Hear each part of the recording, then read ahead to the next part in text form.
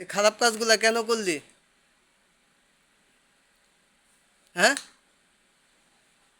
কেন করলি? জোরে বলবি, কথা কি বলবি? করবি না? এতদিন যে করলি, হ্যাঁ? মাপ চাইলে সমাধান হইব? হইব? হ্যাঁ, জোরে কথা বলবি, জোরে। মাপ চাইলে সমাধান হইব? হ্যাঁ,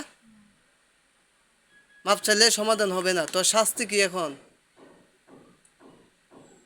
তোর বিশেষ অঙ্গ এটা আমি কাইটা দিব চিরজীবনের জন্য, ঠিক আছে? তোর বংশের সবার বিশেষ অঙ্গ আমি কাইটা দিব ইনশাল্লাহ।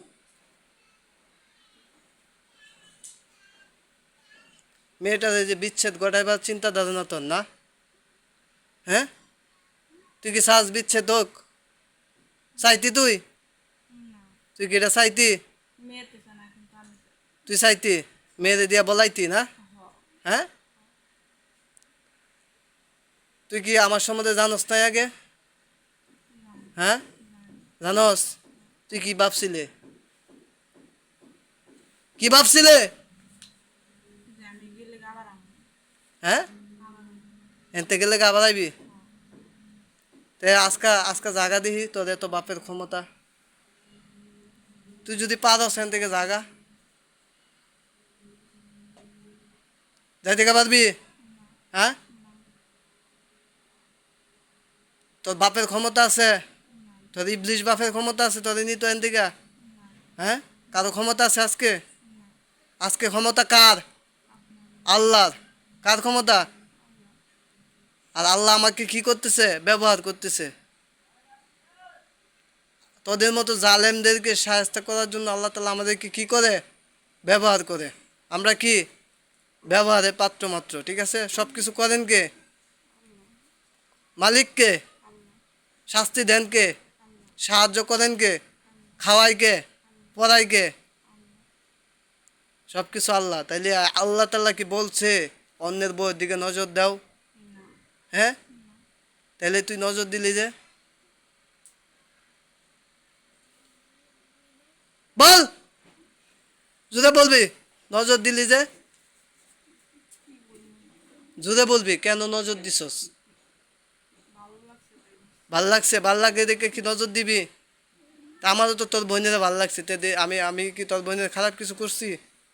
হ্যাঁ, তোর বোনের কি আমি খারাপ কিছু করছি? তুই আমার বোনের করলি যে?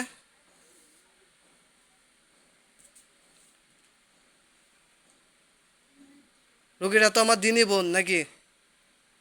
হ্যাঁ, তাইলে তুই যে করলি?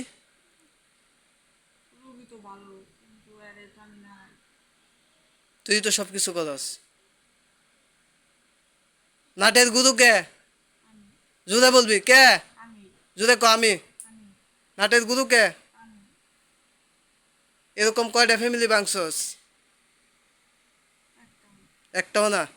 এই রুগীর ফ্যামিলি ভাঙতে চাইছিলে? তুই নিয়ে যাইতি?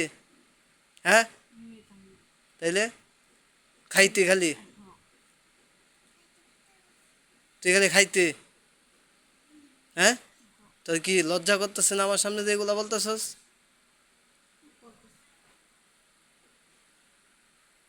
জিনেরা কি, জিনের এই যে স্বামী স্ত্রীর সম্পর্ক ভাঙার জন্য জিনেরা কি তোমরা মেহনত করো না? হ্যাঁ, জুড়ে বলবি মেহনত করস? হ্যাঁ, অধিকাংশ জিনের রুগী যে পাইলাম স্বামী স্ত্রী সম্পর্ক ভাঙার জন্য তারা মেহনত করে। তুই তো তাদের মধ্যে একজন। আচ্ছা এখন বল তোর কি করা যায় বল। হুম, আর করবি না? ভালো হয়ে যাবি? এটা আমি বিশ্বাস করি না। বুঝস নাই?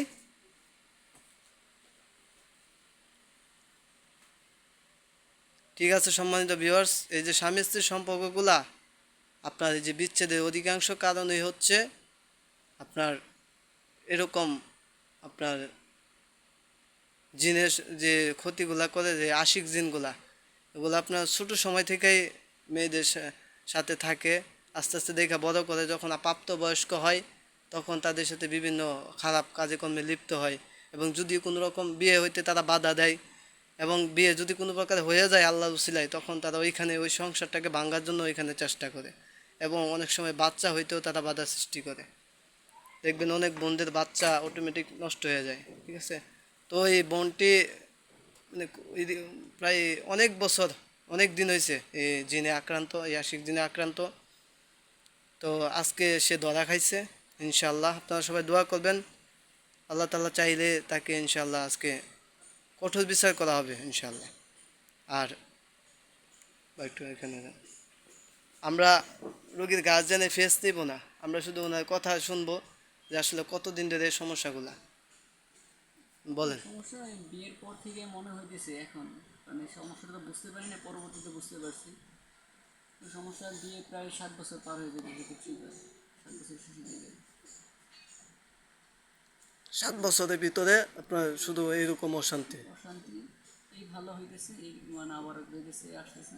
আপনার সাথে খুব রং ব্যবহার করে, এগুলা কিন্তু আপনার স্ত্রী করে নাই, এগুলা এই জালেমগুলাই করছে, ঠিক আছে। তো আপনার স্ত্রী এই ভুলগুলা করে নাই, তাকে করানো হয়েছে, ঠিক আছে। অবশ্যই তাকে মাফ করে দিবেন। আর যেভাবে সুন্দর আপনি আসলে, আমি একটা জিনিস অবাক হই, এই বাড়িটা খুব মানে মানে আল্লাহ, খুব আল্লাহ বিদ, এবং খুব আল্লাহর প্রতি তার অগাধ বিশ্বাস আছে বলে এই মেয়েটাকে নিয়ে এখন খাইতেছে। কারণ যে প্রকার মানে শুনছি, যে প্রকার মানে বাজে বিহেভ করছে, অন্য সব যারা এই বিষয়টা বোঝে না, দিন বোঝে না, তারা চাইলে কবেই ডিভোর্স হয়ে যাইতো। তো স্বামী স্ত্রী একটা সংসার ভাঙতে পারলে শয়তান খুশি হয়, এটা আমরা হাদিসেও পাই। তো আমরা চেষ্টা করবো ইনশাআল্লাহ এরকম সংসারটাকে টিকানোর জন্য যা যা করা দরকার সব কিছুই করবো ইনশাল্লাহ। তো আজকের দিনে আপনাদের কাছে দোয়া চাই, আপনারা দোয়া করবেন।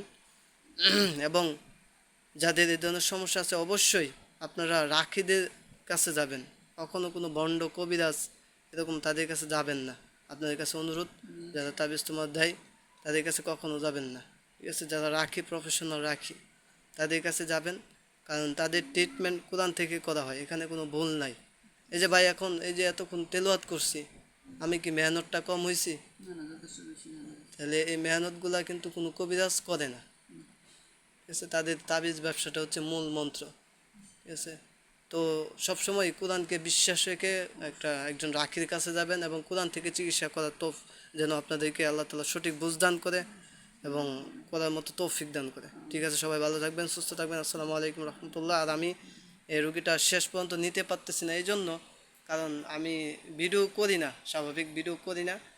তো আজকে মেসেজটা দেওয়ার জন্য শুধু ভিডিও করা। তো সবাই এই বোনটির জন্য দোয়া করবেন। আমিন। আসসালামু আলাইকুম।